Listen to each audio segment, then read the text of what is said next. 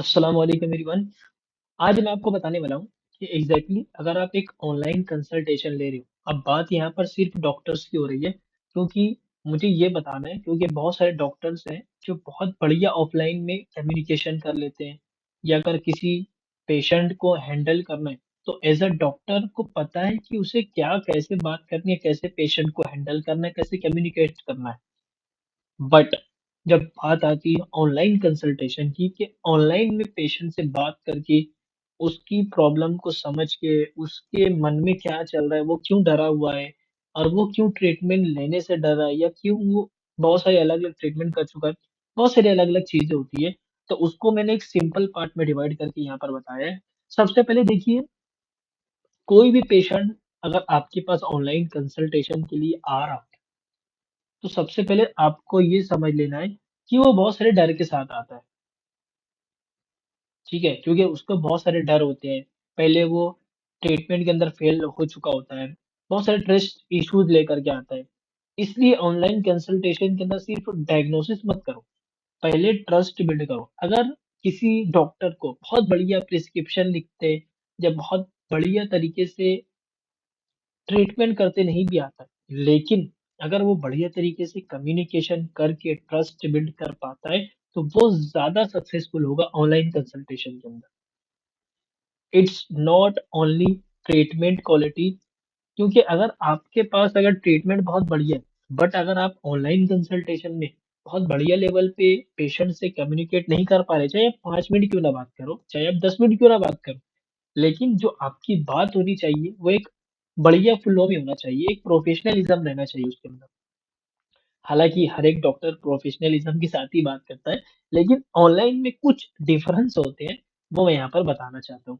मैंने ऑलरेडी बताया कि अगर कोई पेशेंट आपके पास आ रहा है, पहले तो वो बहुत ज़्यादा डरा हुआ होगा, बहुत सारे ट्रीटमेंट फेल करके आया होगा, अलग-अलग ट्रीटमेंट यूज़ किए होंगे और उसके अंदर फेल हो गया होगा, या दोबारा से वो इश्यूज़ आ गए होंगे।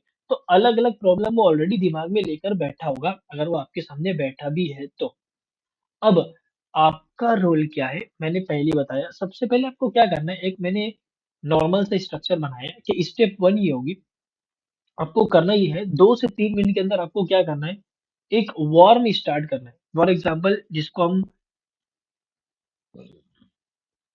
बोल सकते हैं कि स्टार्टिंग में आपको क्या बात करनी होती है, फॉर एग्ज़ाम्पल हेलो, सबसे पहले उनसे नाम वगैरह पूछ लेना है।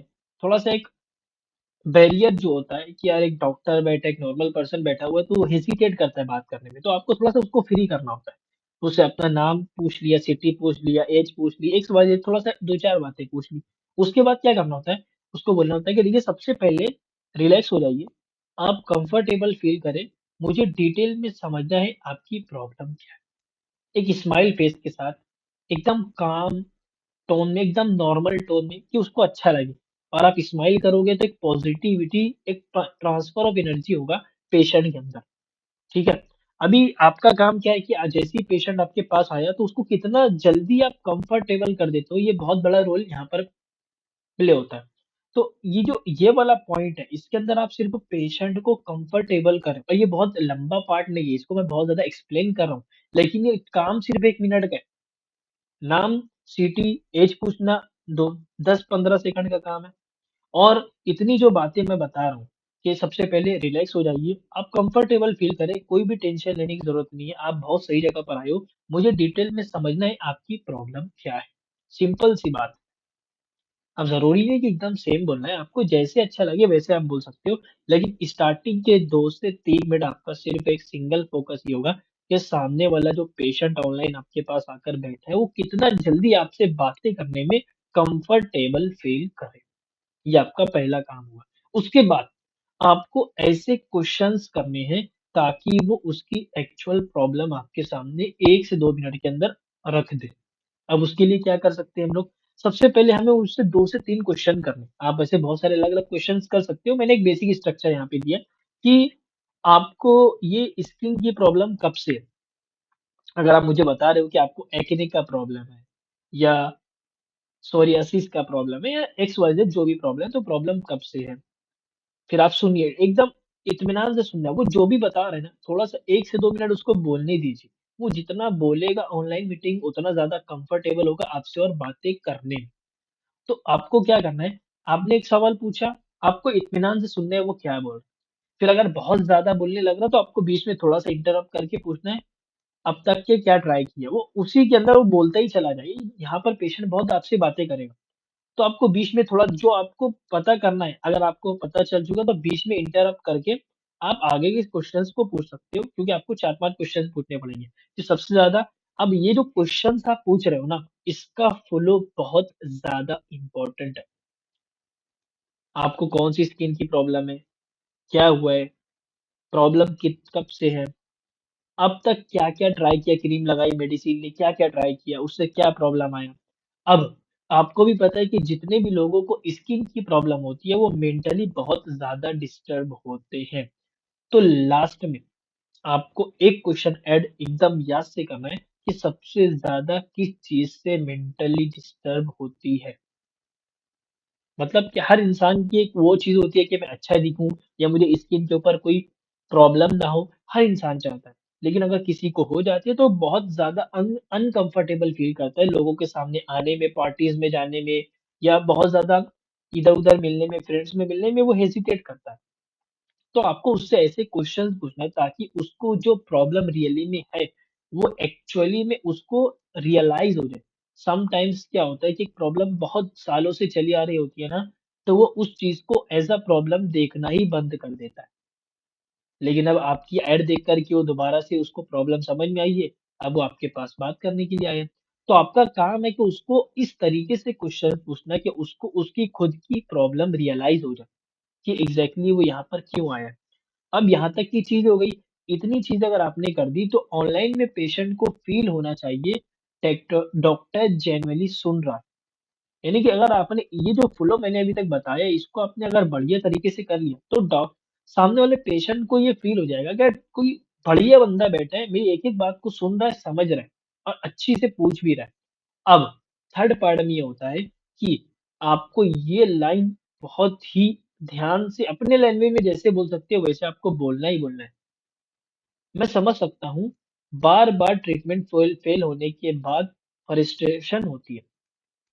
बार-बार मैं समझ सकता हूँ, बार-बार ट्रीटमेंट फ़ेल होने के बाद एक फ्रस्ट्रेशन आ जाता है।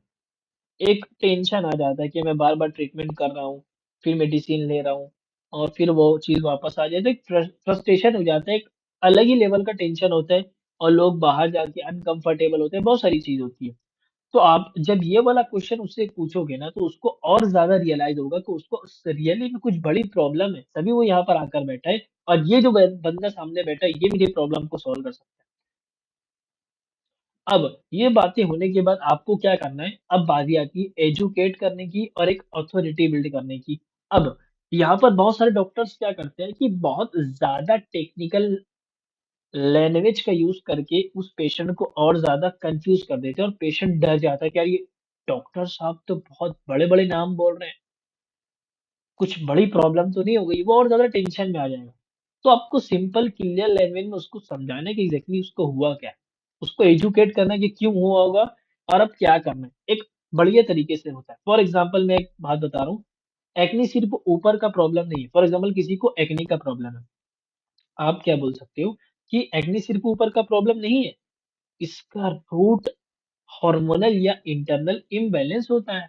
अब इसको और ज़्यादा सिंपल लैंग्वेज में आप क्या बोल सकते हो, वो आप देख सकते हो। इसलिए सिर्फ़ क्रीम लगाने से परमानेंट रिज़ल्ट नहीं मिलता।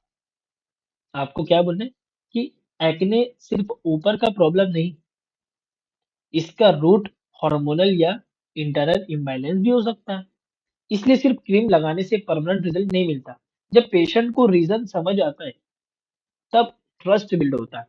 अगर आप पेशेंट को जो भी प्रॉब्लम है, उसके सिर्फ़ 2 से 4 रीज़न गिनवा दोगे ना कि आपको इस वजह से हुआ होगा, इस वजह से हुआ होगा, इस वजह से हुआ होगा, तो पेशेंट को ये लगता है कि इसको रियली में पता है। पेशेंट को खुद ही फ़ील हो जाएगा कि यार ये जो चीज़ बोल रहे हो मैं करता हूँ।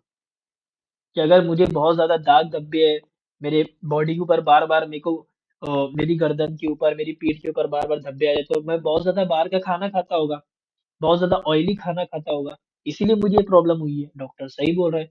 अगर आपने 2 से 4 पॉइंट ऐसे बोल दिए, जो उसकी रियल लाइफ़ से फिट बैठते हैं, या उसने वो चीज़ की है तभी वो स्किन प्रॉब्लम हुई है, इसका मतलब आपने ट्रस्ट जीत लिया।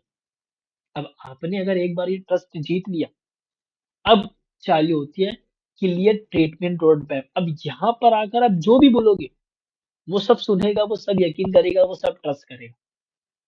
यहाँ पर आते-आते आपने पूरा ट्रस्ट जीत लिए। यहाँ पर हमने क्या किया कि उसकी जो भी प्रॉब्लम थी वो यहाँ तक समझ ली। अब यहाँ पर हमने उसको एजुकेट कर दिया कि आपने जो प्रॉब्लम मुझे बताई है, वो इस वजह से हुई होगी। अब अगर आपने 2 से 3 रीज़न उसको गिनवा दिए, उसको खुद ही समझ में आ जाएगा कि यार सही बात कर रहे हैं डॉक्टर साहब। यही चीज़ मैं करता था, बाहर का खाना बहुत ज़्यादा खाता था, ऑयली खाना बहुत ज़्यादा खाता था, इसीलिए इस तरीके की स्किन प्रॉब्लम हुई है। फॉर एग्ज़ाम्पल इसी बात बता रहा हूँ। अब ये बात हो गई। अब उसके बाद उसको प्रॉपर ना एक रोड मैप दे देना है कि मेरा जो ट्रीटमेंट करने का तरीका है ना, वो ये तरीका है। आपको मैं ऐसा कोई रैंडम तरीका नहीं दिखाऊँगा कि 3 दिन दवा खा लो, मेडिसिन ले लो, हो जाएगा। ऐसे बात नहीं होती है। आपके केस में हम 3 फेज़ में काम करें। एक तरीका होना चाहिए। अगर आप बात कर रहे हो ना पेशेंट से, उसको लगना चाहिए कि यार कोई बहुत बड़ा बढ़िया डॉक्टर आपके सामने बैठा है, जो मुझे इतने नॉर्मल चार्जेज़ में इतना बढ़िया ट्रीटमेंट दे रहा है। आपकी बातों में वो जादू होना चाहिए। आपको अभी मैं बताता हूँ फॉर एग्ज़ाम्पल आपके केस में हम 3 फ़ेज़ में काम करेंगे। सबसे पहले हम इसकी जड़ तक जाएँगे। फॉर एग्ज़ाम्पल बहुत ज़्यादा पढ़ा-लिखा नहीं है लेकिन रूट तो हर इंसान को समझता है। रूट कॉज़ को कंट्रोल करेंगे, फिर एक्टिव एक्ने रिपेयर करेंगे, फिर मेंटेनेंस एंड ग्लो पर काम करेंगे, जिससे आपकी लाइफ़ में क्लैरिटी भी आएगी और कॉन्फिडेंस भी आएगा। तो इसको आप जितनी आसान और सिंपल लैंग्वेज में बता सकते हो, आप उसको बता सकते हो।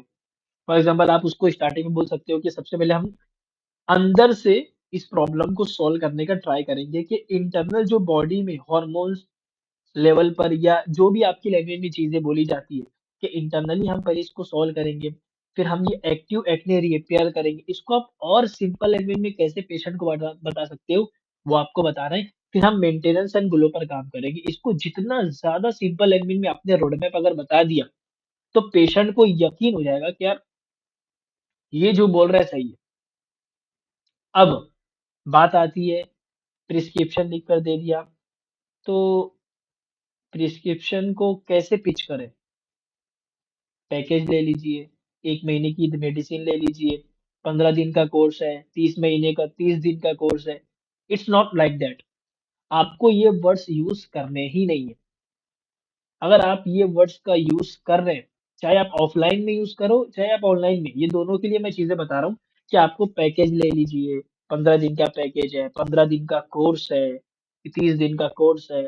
तो ये हर एक कोई यूज़ कर रहा है। बट अगर आप इसको थोड़ा-सा वर्ड्स को अलग तरीके से खेलोगे ना, वर्ड्स का सही इस्तेमाल करोगे, तो ये चीज़ें और ज़्यादा प्रोफ़ेशनल और ज़्यादा वैल्यू क्रिएट करेगी आपकी प्रोफ़ेशनल लाइफ़ में। फॉर एग्ज़ाम्पल अगर आप जेनुइनली अगर किसी को आपको पैकेज के या को 15 दिन का कोर्स है या 1 महीने का ट्रीटमेंट लेना पड़ेगा, बोलना है, तो कैसे बोल सकते हैं, वो मैं ये बता रहा हूँ। अगर आप जेनुइनली इस प्रॉब्लम को परमानेंटली सॉल्व करना चाहती हैं, तो हम आज से स्टार्ट कर सकते हैं। और फिर साइलेंस हो रहा है, एकदम साइलेंट, कुछ भी नहीं बोलना है। यहाँ बोलकर रुक जाना है और पेशेंट को बोलने देना वो क्या बोलता है। यहाँ पर आने के बाद जो पहले बोलेगा, वो हारेगा, ये बात आप समझो। वो क्लोज़ होगा। अगर आप पहले बोल दोगे, तो फिर वो मेडिसिन नहीं लेगा, ये बात याद रखिए, ये रूल है। ये मैं एक सेल्स का पार्ट बता रहा हूँ। आपको क्या बोलना है, अगर आप जेनुइनली इस प्रॉब्लम को परमानेंटली सॉल्व करना चाहती हैं और इसके अंदर हम और भी एक चीज़ और ऐड कर सकते हैं कि अगर आप जेनुइनली इस प्रॉब्लम को परमानेंटली सॉल्व करना चाहती हैं और आगे ये प्रॉब्लम और ज़्यादा बड़ी ना हो, तो हम क्या कर सकते हैं, आज से ट्रीटमेंट स्टार्ट कर सकते हैं। फिर साइलेंट एकदम साइलेंट हो जाना है, कुछ भी नहीं बोलना है। पेशेंट की तरफ एकदम आई कॉन्टैक्ट के साथ कॉन्फिडेंटली बैठ के स्माइल करके देखते रहना है। कुछ भी नहीं बोलना है। वो खुद ब खुद बोलेगा वो खुद ब खुद बोलेगा कि जी सर मुझे ट्रीटमेंट चाहिए ही चाहिए। और ट्रीटमेंट चाहिए उसको प्रिस्क्रिप्शन तो ऑलरेडी आपने डिटेल में समझा देना है और जो भी है क्यूआर वगैरह भेजकर पेमेंट का वहीं के वहीं कंप्लीट कर लेना है। और उसको जो भी आपके असिस्टेंट हैं या अपॉइंटमेंट सेटर हैं, उनको हैंडओवर कर देना है, वो आके एक डिटेल समझा देंगे। ये एकदम सिंपल रास्ता होता है। अब बात करते हैं ऑब्जेक्शन हैंडलिंग की। अभी देखो ये यहाँ पर पार्ट फिनिश नहीं होता है। अभी सबसे बड़ा जो खेल है ना यहाँ पर, ये साइलेंस का है। अगर आप यहाँ पर साइलेंस को मेंटेन नहीं कर पाए, तो यहाँ पर वो मज़ा नहीं आएगा और वैसा कन्वर्जन भी आएगा। बहुत इंपॉर्टेंट पार्ट है। आप अगर ये क्वेश्चन पूछ रहे हो, उसके बाद कुछ भी नहीं बोलना है। कॉन्फिडेंटली आई कॉन्टैक्ट के साथ सिर्फ पेशेंट को देखते रहना, स्माइल देना, हल्की-सी स्माइल। वो खुद ब खुद बोलेगा, "मैं ट्रीटमेंट लेने के लिए रेडी हूँ, आप बताइए क्या करना है?" वो खुद ही बोलेगा। अब वो जैसे बोला, आपने प्रिस्क्रिप्शन समझा देना है और उसे स्कैनर भेज के पेमेंट करवा लेना है और अपॉइंटमेंट सेटर को हैंडओवर कर देना है, बाकी वो मेडिकल वाले जो भी है सब देख लेंगे। इस तरीके से कहानी को आगे बढ़ा रहे हैं। अब बात करते हैं कि अगर वो कोई ऑब्जेक्शन देता है, सोच कर बताता हूँ, बहुत सारे ऑब्जेक्शंस आते हैं। तो अगर वो सोच कर बताता हूँ अगर आपको बोल रहा है, इसका मतलब है ये जो 4 से 5 स्टेप आपको बताई, इसमें से कहीं न कहीं आपने कुछ न कुछ मिस्टेक की है, इसलिए अगर वो आ रहा है। अगर ऑब्जेक्शंस इस ये चीज़ के अंदर आ रहे हैं, इसका मतलब है आपने ये जो ऊपर की जो स्टेप्स बताई है ना, यहाँ पर आपने कुछ गड़बड़ की है, तभी ये सारे ऑब्जेक्शंस आ रहे हैं। ऑब्जेक्शंस ये फील्ड में आने ही नहीं चाहिए, एक बात बता रहा हूँ। तो अगर आपके अगर ये इसको अगर आपने प्रॉपर, मैं दोबारा से इसको बता देता हूँ। पार्ट 1 है माइंडसेट शिफ्ट करना, उसको कंफर्टेबल फ़ील करवाना, क्योंकि डरे हुए पेशेंट आते हैं। उसके बाद उसको एक नॉर्मल सा हाय हेलो करना और उसको बोलना, प्रॉपर बोलना है कि आप रिलैक्स हो जाओ, कंफर्टेबल हो जाओ, कंफर्टेबल फ़ील करें। मुझे डिटेल में समझना है कि एग्ज़ैक्टली आपकी प्रॉब्लम क्या है। उसको फ़ील होना चाहिए कि सामने वाला बैठा जो है ना, इंटरेस्टेड आपकी प्रॉब्लम को समझने के लिए। कोई ऐसा नहीं कि बस 100 पेशेंट बैठे हैं, वो सबको करना है, बस जल्दी-जल्दी कर देना है। इत्मीनान वाला काम है। जैसे-जैसे पेशेंट की क्वालिटी बढ़ेगी, पेशेंट का प्राइसिंग बढ़ेगा, बहुत सारी चीज़ें बढ़ेगी, इत्मीनान वाला काम है। ये स्ट्रक्चर को प्रॉपर फ़ॉलो करना है, बाकी वर्ड्स को आप अपने लेवल पे खेल सकते हो, लेकिन ये स्ट्रक्चर इसी तरीके से रखोगे, तो बहुत ज़्यादा बेटर लेवल पे आप इस चीज़ को कर पाओगे। अगर आप सिर्फ़ इतना भी इम्प्लीमेंट कर लेते हो, तो आप बहुत कुछ कर लोगे। बाय द वे अगर मैं अपने बारे में अगर आपको बताऊँ ना, अपनी क्रेडिबिलिटी के बारे में, तो मैंने 90% मेरा जितना भी बिज़नेस हो रहा है, मैंने ऑनलाइन में ही डील को क्लोज़ किया। In just 30 minute I closed 25K client for 1 month only. मतलब हर महीने एक क्लाइंट मुझे ₹25,000 देगा, वो भी साल भर के लिए। मैंने ऑनलाइन में बगैर कोई मुलाकात किए, बगैर कोई मतलब अलग से ऑफलाइन में मिल ले, ऑनलाइन में एक वीडियो कॉल पे, सिंगल वीडियो कॉल आधा घंटा, 25 के क्लाइंट क्लोज्ड। और ऐसे अप्रोक्सीमेट अगर मैं आपको बताऊं, तो अगर मैं अगर पिछले लास्ट 4 इयर्स का अगर मैं आपको एक्सपीरियंस बताऊं, तो अप्रोक्सीमेट मैंने बहुत ज्यादा नंबर तो नहीं बोलूंगा, लेकिन कम से कम 100 डील ऐसी क्लोज की है जो 25 के पर मंथ वाली होगी।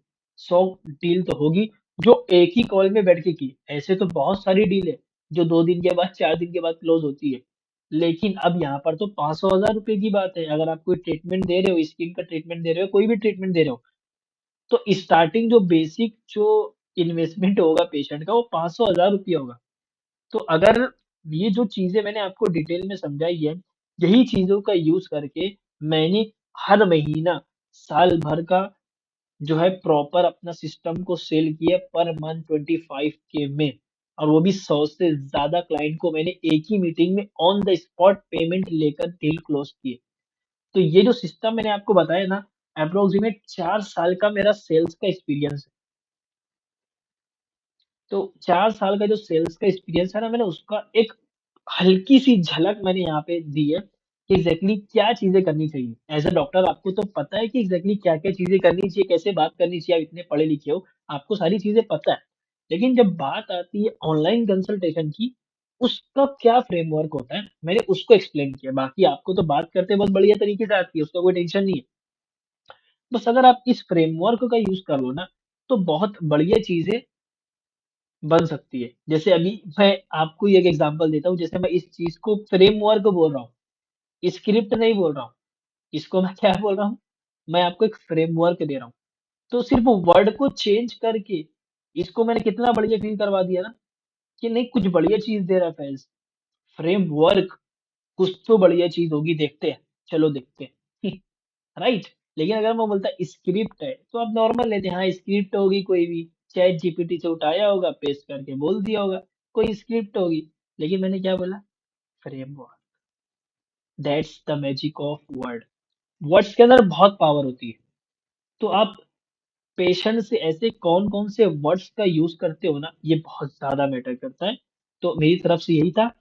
अल्हम्दुलिल्लाह मैंने जितना हो सकता था मैंने एक बेसिक लैंग्वेज में आपको समझा दिया।